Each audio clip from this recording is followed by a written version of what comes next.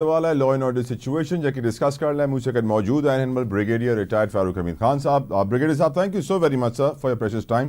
Brigadier साहब, जब भी इलेक्शन आते हैं पाकिस्तान में लॉ एंड ऑर्डर की सिचुएशन क्यों खड़ी हो जाती है सर? वजह क्या है? क्या इंडिया करता है ये या कोई और हमारा खतरनाक दुश्मन है जो वेट करता है इलेक्शन के दिन का? सर बिस्मिल्लाह रहमान, बहुत शुक्रिया। देखिए, दो चीजें हमें ध्यान में रखनी है। एक होता है typical pre election violence in a south Asian country specially like Pakistan. India में भी होता, बांग्लादेश में भी आपने देखा बहुत हुआ है। तो ये प्री इलेक्शन वायलेंस इस दफा पाकिस्तान में भी हम देख रहे हैं। और that is between political parties. वो लोग लड़ पड़े आपस में किसी अपना ये इनके जो पार्टी के बने होते हैं, क्या उनको बोलते हैं, हेडक्वार्टर्स कहें या पार्टी के अपने जो इन्होंने सेटअप किए होते हैं सेंटर्स, तो वो वर्कर्स आपस में लड़ते हैं, वहां पे फायरिंग भी हो जाती है। तो एक तो उस किस्म का है। और इलेक्शन डे वाले पे भी बिल्कुल मैं हमेशा पाकिस्तान में इलेक्शन वायलेंस हुआ है on the day of election between the workers.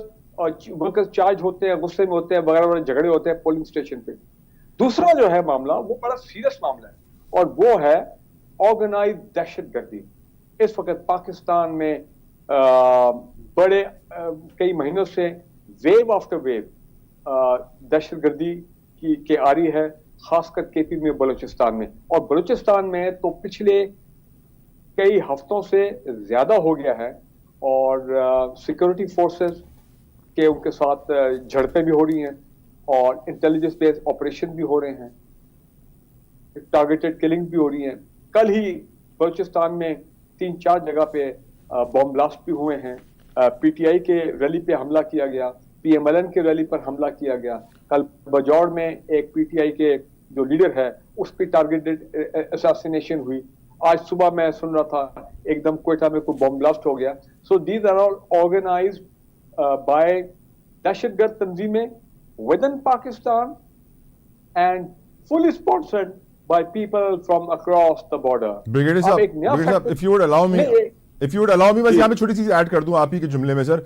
कल सर 2 हमले जहूर बुलेदी के कैंप पर हुए, पीपल्स पार्टी के बलूचिस्तान में 2 हमले तुर्बत में हुए, एक शाकोट में, 2 खुजदार में, एक कोयटा में, एक सिब्बी में, एक हब में, एक बोलान में। आज 2 कोयटा में, एक जाफराबाद में, एक तुर्बत में। तो ये जो नंबर्स इस तरह इंक्रीज हो रहे हैं सर, देखिए उसकी वजह यह है कि जो हम उनको रिटेलिएट करते हैं या हमारे इंटेलिजेंस बेस्ड ऑपरेशन होते हैं, हम उनको प्रीएम्प्ट करते हैं, उनके बंदे मारे जाते हैं। जारी बात है, अभी सोशल मीडिया में सब कुछ देख रहे हैं, तो फिर वो भी रिटेलिएट करते हैं, काउंटर रिटेलिएशन होती है। इस वक्त उनका मकसद ये है कि क्योंकि रियासत पाकिस्तान की जो सिक्योरिटी फोर्सेस है इंक्लूडिंग द मिलिट्री, वो भरपूर उनकी कमिटमेंट है, डिप्लॉयमेंट है for elections, right.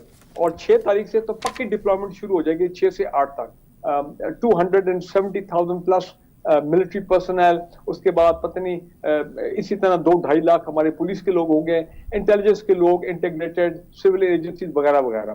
It's a very big operation national level. Brigadier साहब, मुझे आपसे बहुत इंपॉर्टेंट सवाल ये भी मुझे आपसे फायदा उठा रहे हैं सर वो। जी बिल्कुल। मैं सर आपसे एक और इंपॉर्टेंट सवाल पूछना चाहता हूं कि इलेक्शन के दौरान ये स्कूल इतने दिन क्यों बंद हो रहे हैं? क्या वजह है कि हमारे बच्चे तालीमी इदारों को नहीं जा सकते? लेकिन before coming to that, welcome करना चाहूंगा ताज हैदर साहब को। Taj sahab, thank you so very much sir, आपने अपना कीमती वक्त आवाज टीवी स्ट्रेट फॉरवर्ड के लिए निकाला।